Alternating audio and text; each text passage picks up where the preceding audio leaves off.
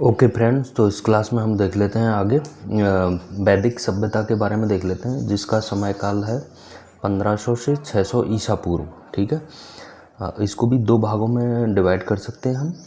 पूर्व वैदिक काल या ऋग्वैदिक काल जिसको बोलते हैं, जो 1500 से 1000 ईसा पूर्व का समय था, और एक उत्तर वैदिक काल जो 1000 से लेकर 600 ईसा पूर्व तक का था। ठीक है, वैदिक ग्रंथों की जो रचना है वो आर्यों के द्वारा की गई थी। भारत में आर्यों का आगमन देख लेते हैं। आर्य शब्द का जो तात्पर्य है वो श्रेष्ठ अथवा कुलीन से है। भारत में 1500 ईसा पूर्व से पहले आगमन हुआ था आर्यों का। इंडो यूरोपियन परिवार की भाषा का ये प्रयोग करते थे। सप्त सैंधव प्रदेश में ये निवास करते थे। सप्त सैंधव किसको बोलते हैं? देखो, इसमें 7 नदियों वाला क्षेत्र था। सिंध, झेलम, चिनाब, ब्यास, रावी, सतलज एंड सरस्वती। 7 नदियों का जो क्षेत्र था उसको सप्तसैंधव प्रदेश के नाम से जानते थे। ठीक है, नदियाँ और उनके प्राचीन नाम देख लेते हैं एक बार। देखो, ये इधर प्राचीन नाम है, इधर नवीन नाम है। जो पहले वितस्ता जो नाम था वो अभी झेलम का था, अभी जो नाम है उसका झेलम है। अस्किनी जो नाम था पहले, उसका नाम अभी चिनाब है। परसुणी का नाम रावी है। विपाशा का नाम व्यास है। सतुद्री का नाम सतलुज है। कोमल का नाम गोमती है। कुभा का नाम काबुल है। और सरस्वती का नाम घग्गर है।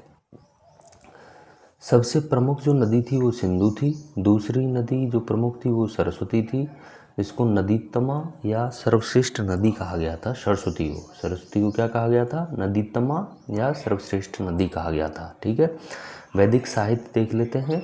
वेदों के संकलन के कारण वैदिक सभ्यता इसका नाम पड़ा था, क्योंकि इस काल में वेदों का संकलन हुआ था, तो इस सभ्यता को वैदिक सभ्यता के नाम से जानते हैं। ठीक है, अब वेदों के जो संकलन करता हैं वो कृष्ण द्वैपायन थे, या वेदों के जो पृथक्करण है ये व्यास के कारण वेद व्यास भी कहलाते हैं। ये जो कृष्ण द्वैपायन हैं, इन्होंने वेदों का पृथक्करण किया था, इसलिए इनको व्यास के कारण वेद व्यास भी कहते हैं। व्यास मतलब अलग करना, पृथक्करण करना।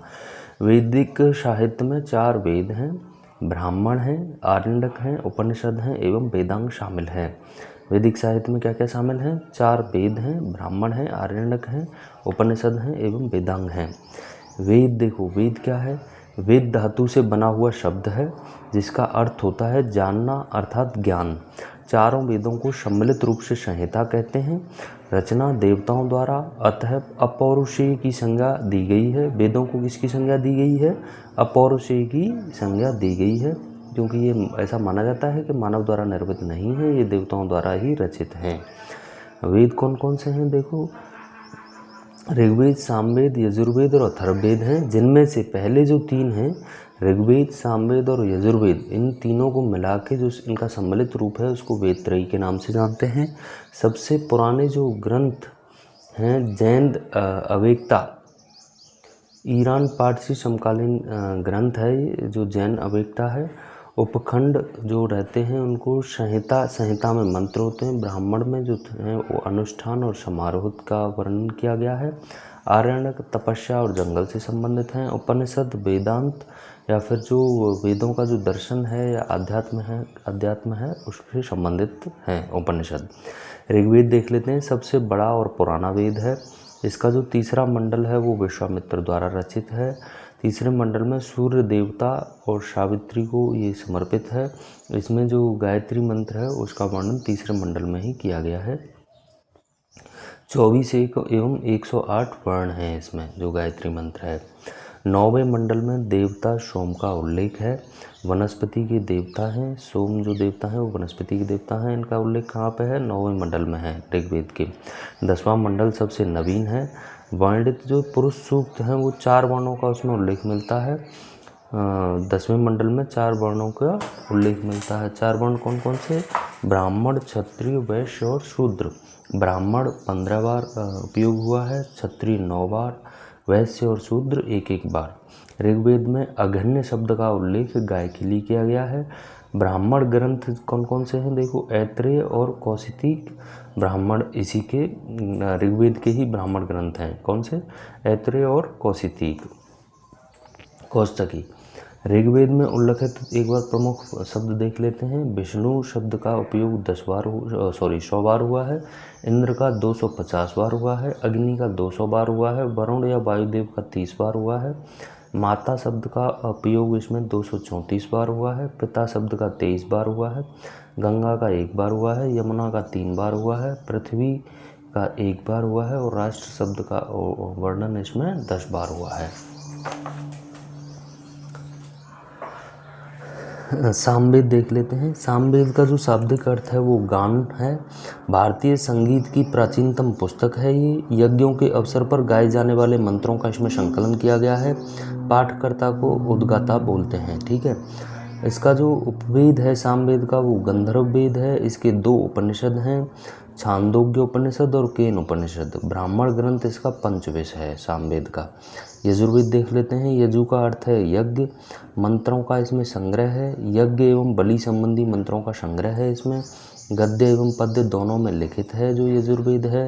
यज्ञ की विधियाँ इसमें बताई गई हैं। पाठ्यकर्ता को अध्वर्यु बोलते हैं।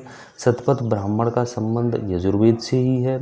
सर्वप्रथम राजसूय और वाजपेयी यज्ञ का उल्लेख यजुर्वेद में ही किया गया है। इसका जो उपवेद है यजुर्वेद का वो कौन सा है? धनुर्वेद है। इसके जो 2 यजुर्वेद के जो प्रधान रूप हैं वो 2 हैं। एक कृष्ण यजुर्वेद है और एक शुक्ल यजुर्वेद है। कृष्ण यजुर्वेद जो लिखा गया वो गद्य रूप में है और शुक्ल यजुर्वेद पद्य रूप में लिखा गया है। कृष्ण यजुर्वेद की 4 शाखाएं हैं जो हैं काठक, कपिस्थल, मैत्रेयणी संहिता और तैत्तिरीय संहिता। शुक्ल यजुर्वेद जो पद्य में लिखा गया है उसकी कौन कौन सी हैं देखो शाखाएं? वाजसनेयी और काण्व संहिता। ठीक है। अब अथर्ववेद देख लेते हैं। अथर्व ऋषि के नाम पर इसका नाम रखा गया है। इसमें 20 अध्याय है, 731 सूक्त हैं और 6000 मंत्र हैं। जादू टोना और तंत्र मंत्र के बारे में इसमें वर्णन किया गया है। औषधियों का उल्लेख है इसमें। पुरोहित इसके ब्रह्मा हैं। काशीन का प्राचीनतम उल्लेख इसमें किया गया है। प्रजापति की 2 पुत्रियों माना गया है, सभा और समिति को। सबसे जो नवीन वेद है वो अथर्ववेद ही है। ब्रह्मवेद या श्रेष्ठ वेद की भी संज्ञा इसको दी गई है। ब्राह्मण ग्रंथ इसका गोपथ है। उपनिषद जो है अथर्ववेद का वो मुंडकोपनिषद और प्रश्नोपनिषद और मांडूक्योपनिषद हैं। 3 उपनिषद हैं इसके, मुंडकोपनिषद, प्रश्नोपनिषद और मांडूक्योपनिषद। ठीक है। ब्राह्मण ग्रंथ देख लेते हैं। इसके रचयिता याज्ञवल्क्य मुनि हैं। वेदों की विशिष्ट व्याख्या के लिए रचना गद्य रूप में की गई है। सभी का संबंध किसी न किसी वेद से है। ब्राह्मण ग्रंथ का ऐत्रेय हो गया, कौशिकी जो है ये ऋग्वेद के ब्राह्मण हैं। जैमिनेय हो गया, ये सभी ब्राह्मण ग्रंथ हैं। आरण्यक देख लेते हैं। वनों में रचे जाने के कारण आरण्यक कहा गया है इनको। ब्राह्मण ग्रंथों के परिशिष्ट के रूप में ये हैं। जन्म, मृत्यु, पुनर्जन्म इत्यादि का विशद वर्णन आरण्यक में किया गया है। 7 प्रमुख आरण्यक कौन कौन से हैं देखो? ऐत्रेय हो गया, तैत्तिरीय हो गया, छांदोग्य हो गया, सांख्यायन हो गया, मैत्रेयणी हो गया, तबलकार हो गया और बृहद आरण्यक हो गया। उपनिषद देख लेते हैं अभी। वेदांत, वेदों का अंतिम और सर्वोच्च उपदेश इनमें मिलता है। उपनिषदों में गुरु के समीप बैठकर सीखे जाने वाली विद्या है इसमें। ब्रह्मा और आत्मा के संबंध में दार्शनिक चिंतन मिलता है।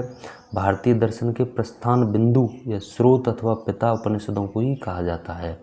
देखो उपनिषद, कुछ उपनिषद देख लेते हैं, उससे संबंध कौन कौन से विषय से वो संबंधित हैं वो देख लेते हैं। छांदोग्य जो उपनिषद है वो तत्वमसी का प्रथम उल्लेख उसमें मिलता है। बृहदारण्य जो है उपनिषद उसमें अश्वमेध यज्ञ की विवेचना की गई है। कठोपनिषद में यम नचिकेता संवाद है। मुंडकोपनिषद में सत्यमेव जयते है। ईशोपनिषद में याज्ञवल्क्य श्वेतकेतु संवाद है। वेदांग देख लेते हैं। ज्ञान में सहायक शास्त्र हैं। वेदांगों की संख्या टोटल 6 है। अब 6 वेदांग कौन कौन से हैं वो देख लेते हैं। पहला वेदांग है शिक्षा। शिक्षा जो है उच्चारण की विधि से संबंधित है। वैदिक मंत्रों का विशुद्ध उच्चारण इसमें बताया गया है। कल्प जो वेदांग है उसमें यज्ञ के नियमों से संबंधित है वो। व्याकरण जो वेदांग है वो शब्दों के यथार्थ ज्ञान से संबंध है। इसको वेदों के मुख्य के नाम से भी जानते हैं। ज्योतिष जो है वेदांग वो वैदिक यज्ञों और अनुष्ठानों का समय उसमें डिफाइन किया गया है। छंद जो वेदांग है उसमें वैदिक मंत्रों के समुचित पाठ की सुरक्षा से संबंधित है। निरुक्त जो वेदांग है वो वेदों में दिए गए शब्दों के अर्थ से संबंधित है, जिसे वेदों की आत्मा भी जाना जाता है। भारतीय दर्शन देख लेते हैं। परंपरावादी सांख्य दर्शन कपिल मुनि का है, न्याय दर्शन गौतम ऋषि का है, वैशेषिक दर्शन ऋषि कणाद का है, योग दर्शन पतंजलि का है, उत्तर मीमांसा वेदांत वादरायण का है, पूर्व मीमांसा जैमिनी का है। पुराण देख लेते हैं। टोटल पुराण 18 हैं। सबसे प्राचीन जो पुराण है वो मत्स्य पुराण है, विष्णु के 10 अवतारों का इसमें वर्णन किया गया है। अन्य वायु पुराण है, मौर्य साम्राज्य से संबंधित है। विष्णु पुराण गुप्त साम्राज्य से संबंधित है। नारद पुराण हो गया, भागवत पुराण, वामन पुराण, ये सभी पुराण हैं। महाभारत देख लेते हैं। ये महर्षि व्यास द्वारा रचित है। पहला उल्लेख आश्वलायन ग्रह सूत्र में किया गया है। मूलतः 8800 श्लोक थे इसमें। इसको महाभारत को जैन संहिता भी जानते हैं, जैन संहिता के नाम से। 2400 श्लोक पर भारत का वर्णन किया गया है। अब 1 लाख से भी ज़्यादा इसमें श्लोक हो गए हैं। अब इसको सप्तसहस्त्री संहिता का भी संज्ञा दी गई है। 18 पर्व में ये विभाजित है महाभारत। रामायण देख लेते हैं। महर्षि वाल्मीकि द्वारा रचित है। मूलतः इसमें 6000 श्लोक थे, अब 24,000 के आसपास इसमें श्लोक हैं। चतुर्विंशति सहस्त्री संहिता इसको जानते हैं। महाकाव्य जो ये रामायण महाकाव्य है वो 7 कांड में विभाजित है। स्मृतियाँ देख लेते हैं। सामाजिक नियम इसमें दिए गए हैं, जैसे मनु स्मृति है, प्राचीन है ये सबसे, विष्णु स्मृति है, नारद स्मृति है आदि। ऋग्वैदिक काल के बारे में देख लेते हैं। ऋग्वेद, सामवेद, यजुर्वेद ये वेदत्रयी के नाम से जानते हैं। जानकारी के इसमें स्रोत हैं। ऋग्वैदिक काल की जानकारी के स्रोत किसमें हैं? ऋग्वेद, सामवेद और यजुर्वेद में। ऋग्वेद से प्राप्त साक्ष्यों के आधार पर इस काल में आर्यों को लोहे की जानकारी नहीं थी। आर्यों का कबीलाई प्रकार का जीवन था। राजनीतिक जो संरचना थी उसमें प्रशासन का केंद्र कबीला होता था, जिसका प्रमुख राजन या राजा होता था, जो सरदार होता था, और ये वंशानुगत नहीं होता था। जो राजन होता था वो वंशानुगत नहीं था, इसको सरदार भी बोलते थे। और क्या था? दैनिक प्रशासन में अधिकारियों द्वारा राजा की सहायता की जाती थी। सबसे महत्वपूर्ण जो अधिकारी थे वो पुरोहित होते थे। पुरोहित जैसे विश्वामित्र हैं उदारवादी थे, दूसरे जैसे वशिष्ठ हैं वो रूढ़िवादी थे। ठीक है। जो सबसे महत्वपूर्ण अधिकारी क्या थे? गौमत भी बोलते थे उनको, धनी व्यक्ति हुआ करते थे। राजनीतिक संरचना में ही हम देख लेते हैं कुछ संस्थाएं होती थीं, जैसे सभा थी, एक वृद्धजनों की संस्था हुआ करती थी, ये समिति आमजनों की संस्था हुआ करती थी। ठीक है। इन दोनों में जो प्रतिभाग था, पुरुष और स्त्री दोनों का प्रतिभाग हुआ करता था। सभा और समिति दोनों में पुरुष और स्त्री सम्मिलित हुआ करते थे। राजा का चुनाव ये दोनों मिलके करते थे, सभा और समिति। ठीक है। जो राजन हुआ करता था, कबीले का सरदार, उनका जो चुनाव होता था वो सभा और समिति के जो सदस्य हुआ करते थे, जिसमें पुरुष और स्त्री दोनों सम्मिलित थे, वो दोनों मिलके राजा का चुनाव करते थे। वेदत जो है, वेदत ये प्रतिभाग था इसका, और पुरुष स्त्री गण थे उसके। ठीक है। पुरुष और स्त्री होते थे इसमें वेदत में भी। ठीक है।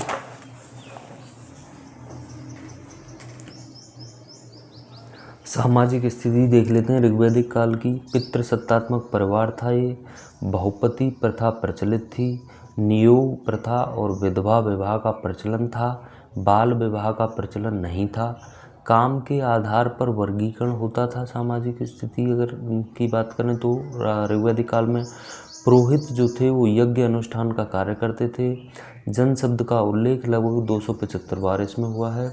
दूसरा महत्वपूर्ण शब्द विश्व 170 बार उल्लेख हुआ है इसका। ऋग्वैदिक वर्ग की अगर हम बात करें तो इसमें 3 वर्ग थे। पुरोहित वर्ग था, आम जनता थी और योद्धा थे। ठीक है। धार्मिक स्थिति की बात करें तो ऋग्वेद में सबसे प्रतापी जो देवता थे वो इंद्र और अग्नि थे। इंद्र को पुरंदर अर्थात किलों को तोड़ने वाला की संज्ञा दी गई थी। आर्यों का युद्ध का देवता भी इंद्र ही था। अग्नि दूसरा स्थान था इसका देवताओं की अगर बात करें तो ऋग्वैदिक काल का। मानवों और देवताओं के बीच की मध्यस्थता करने वाला भी अग्नि ही देवता था। ठीक है। आर्थिक स्थिति देख लेते हैं। कृषि का इनको ज्ञान था, पशुचारण करते थे ये, युद्धों का पर्याय गावष्टी हुआ करता था, गाय का अन्वेषण सबसे उत्तम धन, जिसके पास जितनी ज़्यादा गाय होती थी वो सबसे धनी माना जाता था, उसी हिसाब से वो उसको धनी मानते थे। व्यापार जो था वो वस्तु विनिमय पर आधारित था, एक वस्तु से दूसरी वस्तु को चेंज किया जाता था। उस टाइम पे पैसों का आविष्कार नहीं हुआ था, तो वस्तु विनिमय प्रणाली ही व्यापार का मुख्य आधार था। व्यापारियों के लिए पणी शब्द का प्रयोग समय में हुआ है। पणी जो शब्द है वो व्यापारियों के लिए यूज हुआ है। अब वैदिक काल के बाद में देख लेते हैं उत्तर वैदिक काल। उन वैदिक ग्रंथों पर आधारित है जिनकी रचना ऋग्वैदिक काल के पश्चात हुई है। निवासियों के द्वारा चित्रित धूसर मृदभांड PGW का प्रयोग हुआ है। पश्चिमी उत्तर प्रदेश, पंजाब, हरियाणा और राजस्थान में प्राप्त हुए हैं। ये जो चित्रित धूसर मृदभांड हैं PGW कहाँ पे प्राप्त हुए हैं? पश्चिमी उत्तर प्रदेश में, पंजाब में, हरियाणा में और राजस्थान में प्राप्त हुए हैं। लोहे के हथियार और अश्वचलित रथ का प्रयोग ये लोग करते थे। भारत में कुरु इस काल के प्रसिद्ध कबीले थे। भरत एंड कुरु इस काल के प्रसिद्ध कबीले थे उत्तर वैदिक काल के। कुरु जो था वो दिल्ली क्षेत्र और दोआब के ऊपरी भाग पर इनका अधिकार था। राजधानी इनकी हस्तिनापुर थी कुरुओं की। महाभारत युद्ध 950 ईसा पूर्व कौरव और पांडवों में हुआ था। राजनीतिक संरचना देख लेते हैं उत्तर वैदिक काल की। विदत नामक संस्था का लोप हो गया था। जो विदुत ऋग्वैदिक काल में हुआ करती थी संस्था, उसका इसमें लोप हो जाता है, ये संस्था नहीं बचती है। सभा और समिति में राजाओं और अभिजात्य वर्ग का वर्चस्व हो जाता है। स्त्रियों का प्रवेश निषिद्ध हो जाता है। सभा और समिति में आपने देखा होगा ऋग्वैदिक काल में जो सभा और समिति जो संस्थाएं थीं उनमें स्त्री और पुरुष दोनों का प्रतिभाग हुआ करता था, लेकिन उत्तर वैदिक काल में वहीं पे स्त्रियों को इसमें प्रवेश जो है स्त्रियों का निषिद्ध कर दिया गया था। कुलीनों और ब्राह्मणों का इसमें वर्चस्व हो गया था। राजा जो था वो निर्वाचित हुआ करता था। आनुवांशिक पद हो गया, अभी तक जो आनुवांशिक नहीं था अभी आनुवांशिक हो गया। सामान्यतः जो ज्येष्ठ पुत्र होता था राजा का वही अगला उत्तराधिकारी हुआ करता था कबीले का। अधिकार में राजा के अधिकार में वृद्धि हो गई। पांचाल प्रारंभ में जन या कबीला, कालांतर में प्रवेश। ठीक है, पांचाल प्रारंभ में जन या कबीला, कालांतर में प्रवेश। सतपर ब्राह्मण में 12 उच्च अधिकारियों की चर्चा की गई है।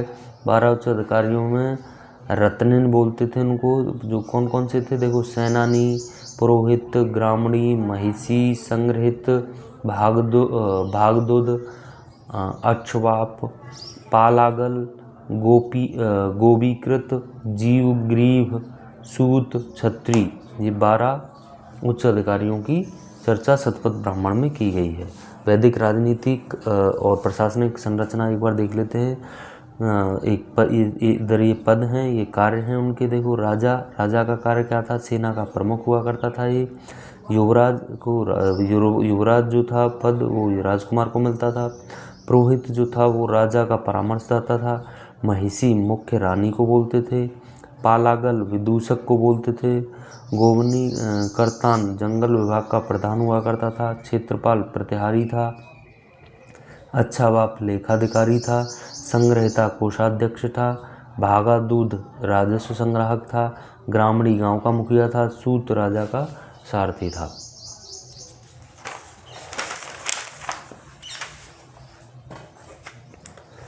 दोस्तों जैन धर्म के बारे में देख लेते हैं। जैन जो है वो एक संस्कृत शब्द है, संस्कृत जिन से बना हुआ है, जिसका अर्थ होता है विजेता या जितेंद्रिय। जैन महात्माओं को निर्ग्रंथ या बंधन रहित कहा गया है। जैन धर्म के अधिष्ठाता को तीर्थंकर बोलते हैं। प्रथम तीर्थंकर ऋषभदेव थे, आदिनाथ के नाम से भी इनको जानते हैं। 22वें तीर्थंकर अरिष्टनेमी, इनका ऋग्वेद में उल्लेख है। वासुदेव कृष्ण का भाई इनको मानते हैं। 23वें तीर्थंकर पार्श्वनाथ थे, वाराणसी के निवासी थे ये। 100 वर्ष की आयु में सम्मेद शिखर पर निर्वाण प्राप्त हो जाता है पार्श्वनाथ को। प्रतिपादित जो 4 महाव्रत थे, इनके 23वें तीर्थंकर के कौन कौन से थे? सत्य, अहिंसा, अपरिग्रह और अस्तेय थे। 24वें तीर्थंकर वास्तविक संस्थापक महावीर स्वामी थे। प्रथम एवं चतुर्थ जैन तीर्थंकर का जन्म जो है वो अयोध्या में हुआ था। पहले और चौथे जो जैन तीर्थंकर थे उनका जन्म कहाँ पे हुआ था? अयोध्या में हुआ था। ठीक है। 24वें जो तीर्थंकर महावीर थे, इनके बारे में जान लेते हैं थोड़ा सा। इनका जो जन्म था वो 599 ईसा पूर्व में हुआ था। जन्म स्थल इनका कुंडग्राम था, वैशाली बिहार में इनका जन्म हुआ था। कुंडग्राम जो वैशाली के बिहार में पड़ता है, बिहार के वैशाली में पड़ता है।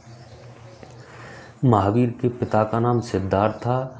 ज्ञात्रक कुल के क्षत्रिय थे ये। माता त्रिशला थी, लिच्छावी शासक चेटक की बहन थी ये। पत्नी का नाम जो महावीर की पत्नी थी उनका नाम यशोदा था। पुत्री इनकी प्रियदर्शना थी, अणोज्जा के नाम से भी इनको जानते हैं। दामाद जमाली थे या जामाली, प्रथम शिष्य थे, शिष्य भी यही थे इनके। दामाद जो थे महावीर स्वामी के जमाली, शिष्य इनके मक्खली गोशाल आजीवक संप्रदाय के संस्थापक हैं। गृह त्याग इन्होंने 30 वर्ष की आयु में कर दिया था। ज्ञान की प्राप्ति 12 वर्ष की तपस्या के पश्चात हुई थी। ज्ञान प्राप्ति का जो स्थल था इनका जरम्बिक ग्राम था, ऋजुपालिका नदी के तट पर। निर्वाण इनको पावापुरी में मिला है, राजगृह में जो पड़ता है बिहार के। 72 वर्ष की आयु में 527 ईसा पूर्व में इनकी मृत्यु हो जाती है, जिसको निर्वाण के नाम से जानते हैं। अन्य धार्मिक संप्रदाय देख लेते हैं। संप्रदाय जैसे आजीविक है, इसके जो प्रणेता थे आजीविक के मक्खली गोशाल थे। भौतिकवादी के जो प्रणेता थे अजीत के केस कंबलिन थे। अनिश्चयवादी के जो प्रणेता थे संजय बेलट्ठी पुत्र थे।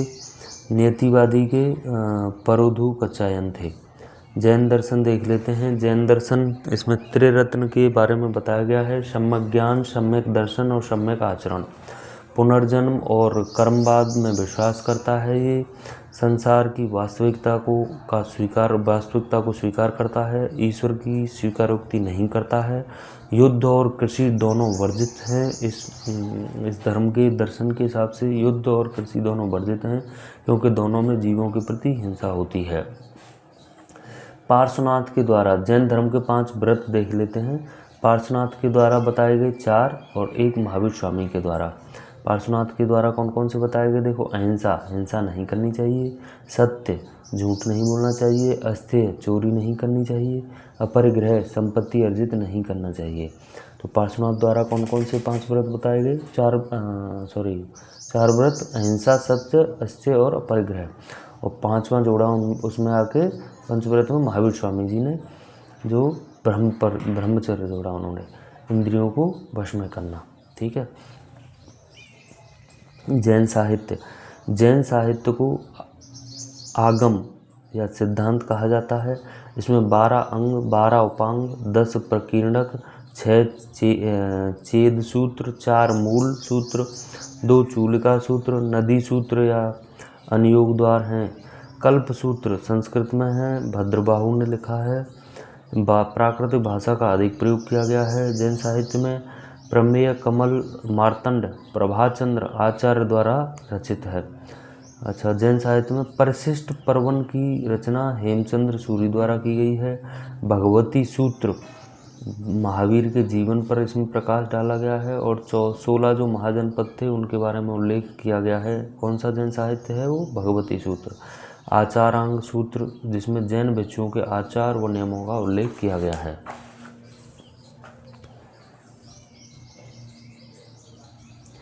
प्रमुख जैन संगीतियाँ देख लेते हैं। देखो, ये संगीति, फिर स्थान और उसके अध्यक्ष, वर्ष और परिणाम।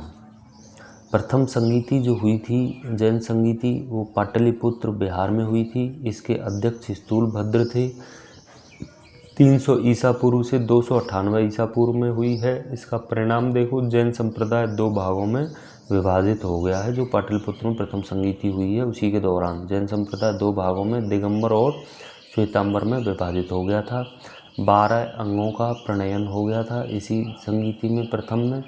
द्वितीय संगीति वल्लभी गुजरात में हुई है। देवार्धी क्षणाश्रवण इसके अध्यक्ष थे। श्वेतांबर आचार्य थे।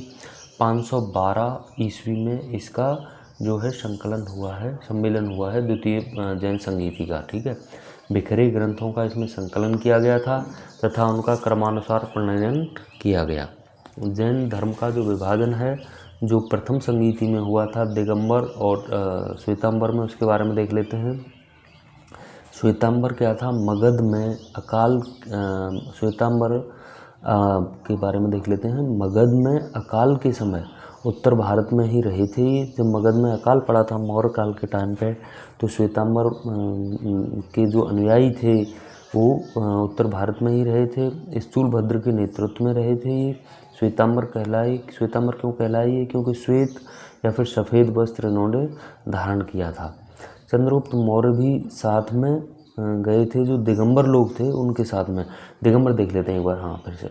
मगध में अकाल के कारण प्राण बचाने के लिए दक्षिण भारत या कर्नाटक की तरफ चले गए थे ये दिगंबर लोग। दिगंबर का जो अनुसरण करने वाले थे, इसमें भद्रबाहु के नेतृत्व में जाते हैं। देखो दिगंबर जो है जो संप्रदाय था वो भद्रबाहु के नेतृत्व में गए हैं, और श्वेतांबर जो है वो स्थूलभद्र के नेतृत्व में जो उत्तर भारत में ही रह गए थे वो काल के टाइम पे। और दिगंबर लोग जो थे मानने वाले वो दक्षिण भारत में कर्नाटक में चले जाते हैं। ये लोग क्या है, वस्त्र धारण नहीं करते थे। दिगंबर संप्रदाय के लोग वस्त्र धारण नहीं करते थे, लेकिन श्वेतांबर संप्रदाय के लोग सफ़ेद वस्त्र धारण करते थे। दिगंबर से संबंधित हमारे ये जो चंद्रगुप्त मौर्य थे वो भी थे। चंद्रगुप्त मौर्य भी साथ में गए। श्रवणबेलगोला कर्नाटक में पहुँचे। ये भी संलेखना व्रत विधि से ही इन्होंने प्राण त्याग कर दिए थे चंद्रगुप्त मौर्य ने। अनुयायी देख लेते हैं। जो जैन धर्म के अनुयायी थे उनमें मेन चंद्रगुप्त मौर्य थे, बिंदुसार थे, बिम्बिसार थे, महावीर स्वामी और गौतम बुद्ध के समकालीन हैं ये। बिम्बिसार जो हैं। वास्तुकला देख लेते हैं। वास्तुकला रॉक कट गुफाएँ बनी हुई थी इस टाइम पे। हाथी गुफाएँ जो हैं खारवेल उड़ीसा में हैं। उदयगिरी और खंडगिरी गुफाएँ उड़ीसा में हैं। ये सभी रॉक कट गुफाएँ हैं। दिलवाड़ा जैन टेम्पल, जैन मंदिर जो है वो माउंट आबू राजस्थान में है। विमल शाह या भीमबन का मंत्री जो था विमल शाह, उसने इसको बनवाया था। वास्तुपाल तेजपाल बंधुओं द्वारा निर्मित है ये। ठीक है। गोमतेश्वर बाहुबली की प्रतिमा श्रवणबेलगोला कर्नाटक में है। ऋषभदेव के पुत्र के बारे में है ये। ठीक है। गोमतेश्वर और बाहुबली की जो प्रतिमा है। पट्टदकल जैन मंदिर का निर्माण राष्ट्रकूट शासक ने किया था। जैन धर्म के तीर्थंकर और उनके प्रतीक देख लेते हैं। तीर्थंकर इधर प्रतीक ऋषभदेव का वृषभ है। वृषभ इसमें ऋषभ में स आ रहा है तो उसे याद रख सकते हो। वृषभ ऋषभदेव। अजीतनाथ का गज है, हाथी है। इसमें देखो अजीत में ज आ रहा है तो ज इसमें भी आ रहा है, इससे याद रख सकते हो। अजीतनाथ का गज या हाथी। शंभवनाथ का अश्व या घोड़ा। सुपार्श्वनाथ का स्वास्तिक। मल्लनाथ का कलश। नेमिनाथ का नीलोत्पल। अरिष्टिनेमि का शंख। पार्श्वनाथ का सर्प। स आ रहा है इसमें भी, इसे याद रख सकते हो। पार्श्वनाथ का सर्प और महावीर स्वामी का सिंह।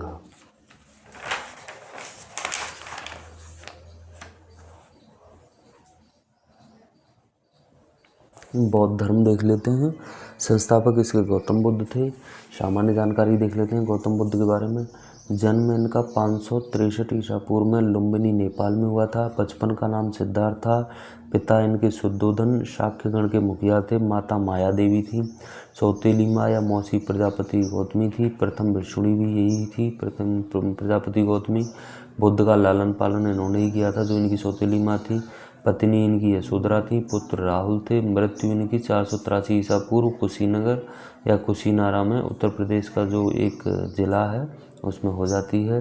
जीवन के प्रतीक देख लेते हैं गौतम बुद्ध के। हाथी जो है वो गर्भ का प्रतीक है। कमल एवं सांड जन्म का प्रतीक है। घोड़ा गृहता का प्रतीक है। बोधिसत्व या पीपल ज्ञान का प्रतीक है। चक्र प्रथम उपदेश का है। पद चिन्ह निर्वाण का है। स्तूप मृत्यु या महापरिनिर्वाण का है। बुद्ध के घोड़े का नाम कंथक था। सारथी का नाम चन्ना या छन्न था। शिष्य इनके आनंदी एवं उपाली थे। कपिलवस्तु की सैर पर निकलने पर गौतम बुद्ध द्वारा देखे गए 4 दृश्य कौन कौन से थे? देखो, बूढ़ा व्यक्ति देखा था इन्होंने, एक बीमार व्यक्ति देखा था, एक शव देखा था और एक सन्यासी देखा था। 29 वर्ष की अवस्था में इन्होंने गृह त्याग कर दिया था। गृह त्याग के पश्चात प्रथम गुरु आलार कलाम वैशाली के थे। सांख्य दर्शन की शिक्षा ये ऋषि से लेते हैं। शून्य का ज्ञान प्राप्त किया था इन्होंने। द्वितीय गुरु रुद्र कराम पुत्र राजगीर में योग का ज्ञान प्राप्त किया था। द्वितीय गुरु रुद्र कराम पुत्र थे। उरुवेला में मिले 5 साधक इनको। उरुवेला में 5 साधक मिलते हैं। कौन कौन से? कौंडिन्य, वप्पा, बद्दिया, महानामा और अस्साजी।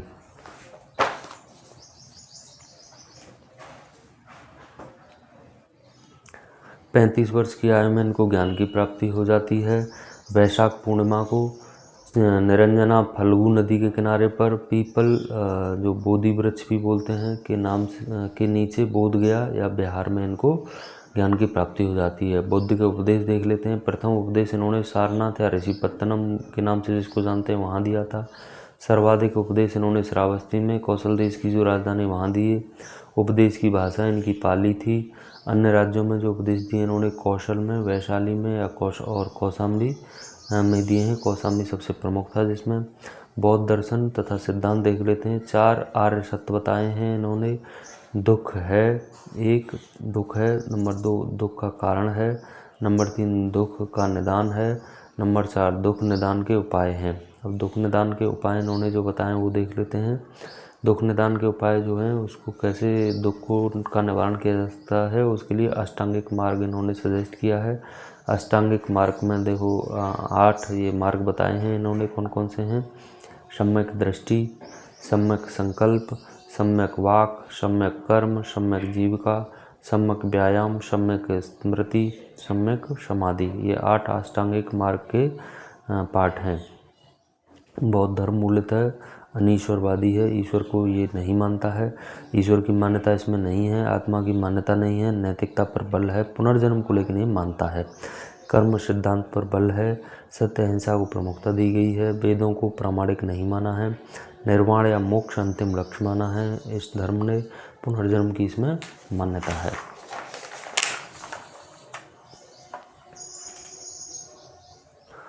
बौद्ध संघ देख लेते हैं। भिक्षुओं के मार्गदर्शन के लिए बुद्ध द्वारा इसकी स्थापना करी गई थी। संघ में भिक्षुओं के प्रवेश को उपसंपदा कहा गया। प्रथम भिक्षुणी इनकी जो सौतेली माँ थी प्रजापति गौतमी वो थी। प्रमुख अनुयायी शासक इनका बिंबिसार था, प्रसेनजीत था और उदयन था। बौद्ध संगीतियाँ देख लेते हैं। 4 बौद्ध संगीतियाँ हुई हैं। पहली जो संगीति है वो राजगृह में हुई थी।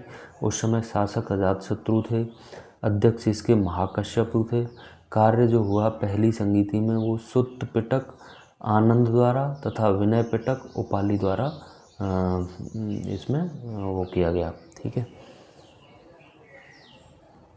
संकलित किया गया। ठीक है। संगीति दूसरी देख लेते हैं। ये वैशाली में होती है। शासक कालाशोक थे उस टाइम पे। साब कमीर या सर्वकामी इसके अध्यक्ष थे। महासंदकी तथा स्थावर में विभाजन हो जाता है। तीसरी संगीति पाटलिपुत्र में होती है अशोक के टाइम पे। मोगली पुत्र तिस्सु इसके अध्यक्ष थे। अभिधम्मपिटक मोगली पितु तिस्सु का मोगली पितु जो तिस्सु थे उन्होंने संकलन किया है। चौथी संगीति कुंडलवन कश्मीर में होती है। कनिष्क शासक थे उस टाइम पर। वसुमित्र अध्यक्ष थे इसके और अश्वघोष इसके उपाध्यक्ष थे। हीनयान तथा महायान संप्रदाय में इसका विभाजन हो जाता है। चौथी जो संगीति होती है उस टाइम पर। हीनयान क्या था? देखो, मूर्ति पूजा में अविश्वास करता था। बुद्ध के दर्शन एवं सिद्धांत में विश्वास करता था। साहित्य इनका पाली भाषा में था। महायान क्या है? मूर्ति पूजा में विश्वास करता था। बोधिसत्वों के जीवन तथा सिद्धांतों में विश्वास करता था। बोधिसत्वों के जीवन तथा सिद्धांतों में विश्वास करता था। साहित्य जो है इसका संस्कृत भाषा में रचित था, महायान का संप्रदाय का। ठीक है, अब इसको ट्रिक से एक से याद कर लेते हैं। जो बौद्ध संगीतियाँ हुई हैं इसको याद करने के लिए एक ट्रिक है। रावे पाको, रावे पाको। और इसके नीचे वर्ड लिख सकते हैं रावे पाको अका अक, रावे पाको अका अक। और रा फॉर राजगृह। और इसका जो शासक है वो अजातशत्रु हो गया। रा हो गया राविपाको अकाक, राविपाको अकाक। रा फॉर राजगृह, अ फॉर अजातशत्रु।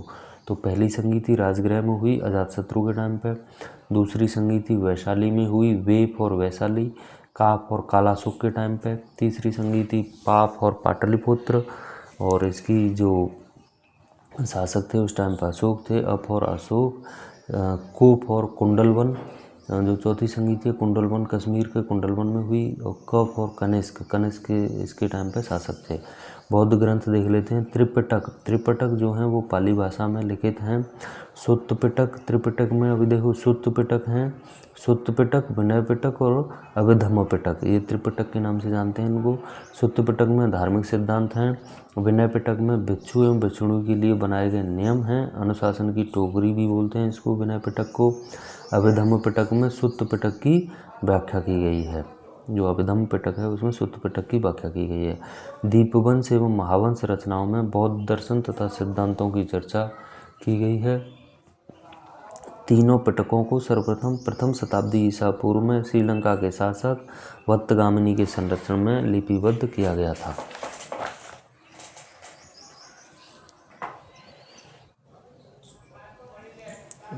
बौद्ध पक्ष देख लेते हैं। बुद्ध पद के नाम बौद्ध पद देख लेते हैं। बौद्ध पद क्या क्या हुआ करते थे, तो चैत्य बोलते थे पूजा गृह को, विहार बोलते थे निवास स्थान को, धम्म बोलते थे धर्म को। स्तूप में क्या था देखो, बुद्ध और उनके शिष्यों से संबंधित अवशेष संबंधी ज्ञान यहाँ पर मिलता था, स्थान संबंधी स्थान था। जो स्तूप थे उसमें क्या था, बुद्ध और उसके शिष्यों से संबंधित जो अवशेष थे वो वहाँ पर बेसिकली दफनाए गए थे, ये बोल सकते हो। स्तूप विशेष तथ्य देख लेते हैं। स्तूप का सबसे बड़ा जो स्तूप है वो केसरिया बिहार का है। धामेग स्तूप जो है सारनाथ उत्तर प्रदेश में है। सांची स्तूप मध्य प्रदेश में है। भरूच स्तूप मध्य प्रदेश में है। रामभर स्तूप कुशीनगर उत्तर प्रदेश में है। बोरोबुडूर स्तूप इंडोनेशिया शैलेंद्र वंशी शासक के टाइम पे था, ये इंडोनेशिया में है। बोरोबुदूर स्तूप वाबीकोंडा स्तूप आंध्र प्रदेश में है। पिपरहवा स्तूप उत्तर प्रदेश में है, इसको धर्मराज का स्तूप भी बोलते हैं। धर्मराज का स्तूप तक्षशिला पाकिस्तान में भी है एक, ठीक है। धर्मराज पिपरहवा स्तूप का ही पार्ट है, ठीक है। स्तूप के प्रकार देख लेते हैं। देखो कई तरह, तीन तरह के स्तूप हुआ करते हैं। शारीरिका, शरीर के अंग का संग्रह जिसमें होता है वो शारीरिका होता है। परभोगिका, प्रयुक्त वस्तु का संग्रह, जो भिक्षु लोग या फिर बुद्ध जो थे उनके, बुद्ध या फिर शिष्य जो थे उनके जो वस्तुओं का प्रयोग करते थे वो वस्तुओं का उसमें संग्रह किया गया है। परिभोगिका, परिभोगिका में परिभोगिका भोग करने वाली चीज़ों का संग्रह, ठीक है, प्रयुक्त वस्तु का संग्रह। उद्देश्य क्या, स्मृति में निर्मित है, ठीक है। बौद्ध विश्वविद्यालय और निर्माणकर्ता देख लेते हैं। बौद्ध विश्वविद्यालय नालंदा है, इसका जो निर्माणकर्ता है वो कुमारगुप्त प्रथम है। विक्रमशिला जो विश्वविद्यालय है उसका धर्मपाल है, और ओदांतपुरी का गोपाल है। अन्य महत्वपूर्ण तथ्य देख लेते हैं। वज्रयान, बौद्ध धर्म की व्याख्या की गई है इसमें, तांत्रिक विचारधारा पर आधारित है। मिलिंद पानो पाली भाषा में लिखा गया है, वज्रयान का ही पाठ है। मिलिंद या मिनांडर के नाम से जानते हैं, प्लस नागसेन संवाद इसमें मिलिंद पानो में किया गया है। बुद्ध चरित्र जो है वो संस्कृत भाषा में है, अशुघोष द्वारा रचित है, ठीक है। जातक कथाएं जो हैं बुद्ध के पिछले जन्मों की कहानियाँ थी। भारत में उपासना की जाने वाली प्रथम मूर्ति जो है बुद्ध की ही थी, ठीक है। दार्शनिक शब्दावली देख लेते हैं। गृह त्याग महाभिनिष्क्रमण के नाम से, ज्ञान प्राप्ति निर्वाण के नाम से, पहला उपदेश धर्मचक्र परिवर्तन के नाम से, मृत्यु महापरिनिर्वाण के नाम से।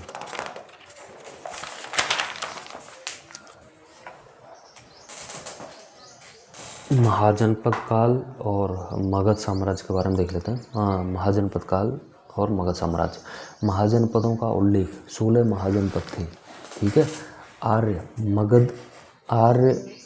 मगध एशिया से आगमन था आर्यों का, अलग अलग जातियों में विभाजित थे ये। पहले जन होते थे, फिर जन मिला के जनपद बनते थे। जनपद का विलय करने के बाद में महाजनपद बनते थे। तो कुल ऐसे महाजनपद कितने थे, 16 थे। गंगा घाटी द्वितीय नगरीकरण का जो आरंभ है सिंधु घाटी सभ्यता के बाद में, वो महाजनपद काल से ही होता है। ठीक है। महाजनपद दो तरह के हुआ करते थे, एक गणराज्य हुआ करता था और एक राजतंत्रशाही। गणराज्य मतलब रिपब्लिक, अध्यक्ष का निर्वाचन होता था इसमें। गणराज्य में प्रत्यक्ष या अप्रत्यक्ष रूप से होता था। अभी इसमें देख लेते हैं, कुल 5 लगभग गणराज्य थे, बज्जी, मल्ल, कुरु, कंबोज और अस्मक, 5। ठीक है। गणराज्य जो रिपब्लिक थे टोटल वो 16 में से 5 थे। राजतंत्रशाही जो थी वो 11 जनपदों में थी। इसमें राजा का शासन हुआ करता था और राजा का जो पद है वो वंशानुगत था। अभी देखो इसके बारे में देख लेते हैं, महाजनपद के बारे में। भगवती सूत्र में जो जैन धर्म का एक ग्रंथ है उसमें 16 महाजनपद के बारे में बताया गया है। अंगुत्तर निकाय में 16 महाजनपद के बारे में। दीघ निकाय बौद्ध का जो ग्रंथ है उसमें 12 महाजनपद के बारे में बताया गया है। अष्टाध्यायी में 22 महाजनपद के बारे में बताया गया है। ठीक है। गणराज्यों में कुलीन तंत्र जो था वो समूह शासन प्रणाली थी इसमें, और सत्ता प्रमुख पुरुष समूहों के अधीन ही थी गणराज्यों में। ठीक है। महाजनपद देख लेते हैं अभी हम। 16 जो महाजनपद थे उनके बारे में थोड़ा सा देख लेते हैं। महाजनपद ये राजधानी, आधुनिक स्थिति कौन सी है उसकी और विवरण क्या क्या है उसमें। ठीक है। जैसे पहला जो महाजनपद है अंग की राजधानी चंपा थी। ये अभी जो स्थिति है इसकी मुंगेर भागलपुर में है। पूर्व से पहला जनपद था ये। पूर्व से अगर देखो तो सबसे पहला जनपद कौन सा था? अंग था। 5वीं सदी के लगभग का मिट्टी का किला प्राप्त हुआ है यहाँ से, अंग से। मगध देख लेते हैं, इसकी राजधानी राजगीर या पाटलिपुत्र थी। ये गया या पटना का जो आजकल का क्षेत्र है वहाँ पे पड़ता था। 8 जनों का संघ था यहाँ पे। वज्जियों का राज्य सबसे शक्तिशाली था। लौह अयस्क संपन्न था ये। सैन्य औजार और कृषि उपकरण बनाए जाते थे किससे? लौह अयस्क से। ठीक है। उसके बाद देख लेते हैं अगला महाजनपद काशी था। इसकी राजधानी वाराणसी थी जो अभी के बनारस वाले क्षेत्र से संबंधित है। सबसे पुराना जो शहरी निवास स्थल है वो यही है, काशी है। ठीक है। कौशल देख लेते हैं, इसकी राजधानी श्रावस्ती थी जो आज का श्रावस्ती अयोध्या वाला क्षेत्र है। आधुनिक जो स्थिति है वो पूर्वोत्तर उत्तर प्रदेश वाली है। अयोध्या नगरी इसी में संबंध राम कथा से भी है। ठीक है। पांचाल देख लेते हैं, अहिछत्र या कामपल्ल इसकी राजधानी थी। पश्चिमी उत्तर प्रदेश या बरेली वाला जो भाग है ये। ठीक है। 2 भागों में विभाजित था, उत्तरी पांचाल और दक्षिणी पांचाल। उत्तरी पांचाल की राजधानी अहिछत्र थी और दक्षिणी पांचाल की राजधानी कामपल्य थी। अगला महाजनपद कुरु था, इसकी राजधानी इंद्रप्रस्थ थी। मेरठ और दक्षिण पूर्व हरियाणा। ठीक है। युधिष्ठिर के वंशजों द्वारा इसमें शासन किया गया है। अवंती देख लेते हैं, उज्जैन या महिष्मती इसकी राजधानी थी। मध्य प्रदेश और मालवा वाला क्षेत्र है ये। 2 भाग थे इसमें, उत्तरी अवंती और दक्षिणी अवंती। उत्तरी अवंती का जो राजधानी थी उज्जैन थी और दक्षिणी अवंती का महिष्मती थी। ठीक है। मल्ल की कुशीनारा या कुशीनगर राजधानी थी। देवरिया उत्तर प्रदेश के आसपास ये वाला क्षेत्र है, यहाँ बुद्ध का महापरिनिर्वाण हुआ था।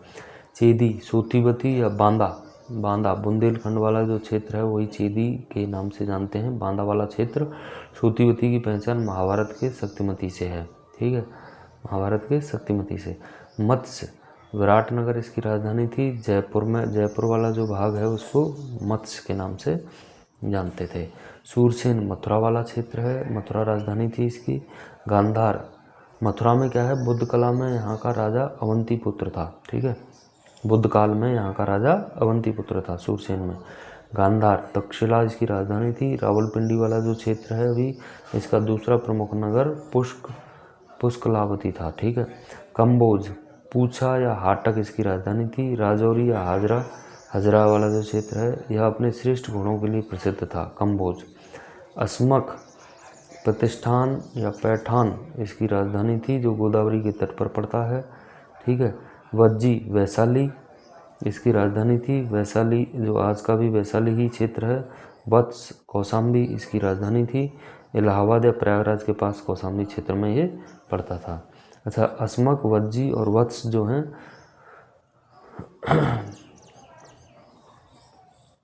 अच्छा एक चीज़ देख लेते हैं, महाजनपद काल में ना जो उपज की दर थी वो 1/6वां भाग था।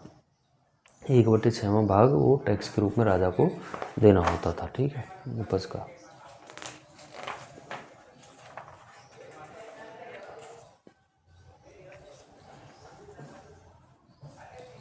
ये सबसे जो पावरफुल साम्राज्य था उसके बारे में देख लेते हैं हम, मगध साम्राज्य के बारे में। प्राचीन जानकारी महाभारत एवं पुराणों से इसकी मिलती है। बृहद्रथ सबसे प्राचीन राजवंश है इसका, मगध साम्राज्य का। संस्थापक इसके बृहद्रथ थे। जरासंध का पिता था ये, वसु का पुत्र था। राजधानी इसकी वसुमती या गिरिव्रज थी, मगध साम्राज्य बृहद्रथ की, ठीक है। रिपुंजय अंतिम शासक था इसका, ठीक है। पुलिक ने हत्या करके अपने पुत्र को गद्दी पर बैठाया था, ठीक है।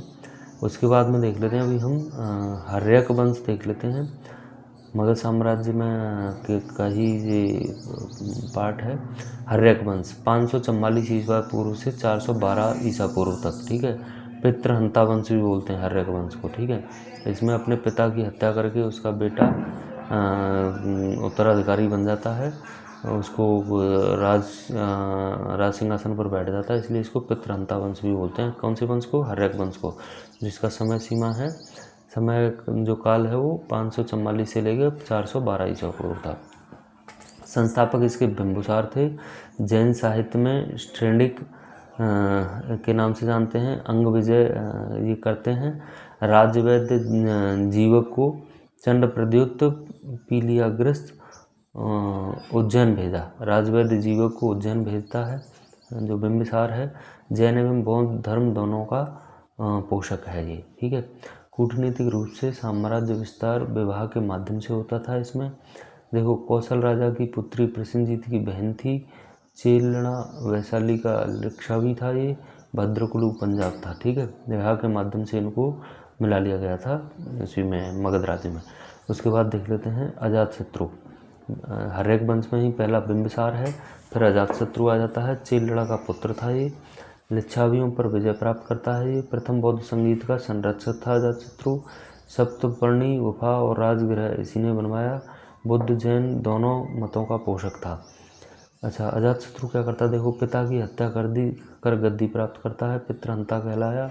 अजातशत्रु कौशल को हराकर प्रसेनजीत की पुत्री से विवाह करता है। कौशल को हरा के क्या करता है ये? प्रसेनजीत की पुत्री से विवाह करता है। प्रसेनजीत वहाँ का राजा था कौशल का, उसको हरा देता है और उसकी पुत्री से विवाह कर लेता है और अपने राज्य में मिला लेता है। रथमूसल महाशिलाकंटक का प्रयोग कर वैशाली पर विजय प्राप्त करता है। इसके शासन के 8वें वर्ष बुद्ध को महापरिनिर्वाण प्राप्त होता है। उदयन देख लेते हैं। पिता अजातशत्रु की हत्या कर सिंहासन प्राप्त करता है। पटना में गंगा सोन के संगम पर किला का निर्माण करता है।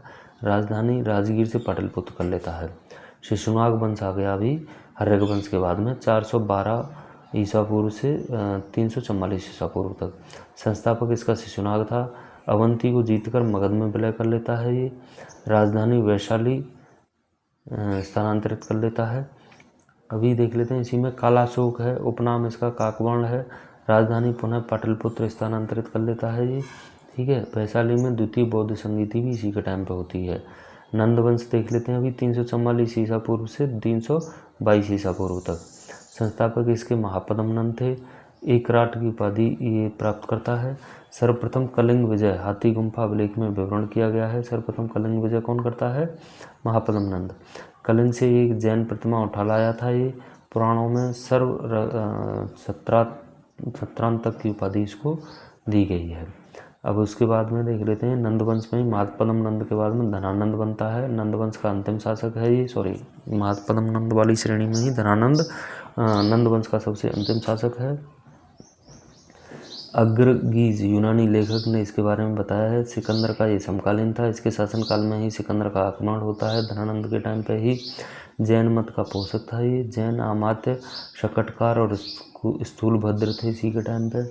इसकी देखो सेना बहुत बड़ी थी। धनानंद की सेना में 2 लाख पैदल सैनिक थे, 20,000 घुड़सवार सैनिक थे और 6,000 हाथी थे, ठीक है। 3 से 6,000 हाथी थे। हाइडेस्पीज या हाइडेस्पीज का युद्ध देखो झेलम नदी के तट पर होता है। सिकंदर इसमें विजयी हो जाता है और पोरस की हार हो जाती है दोस्तों। तो आज की क्लास हम यहीं पर ख़त्म करते हैं। Thank you very much.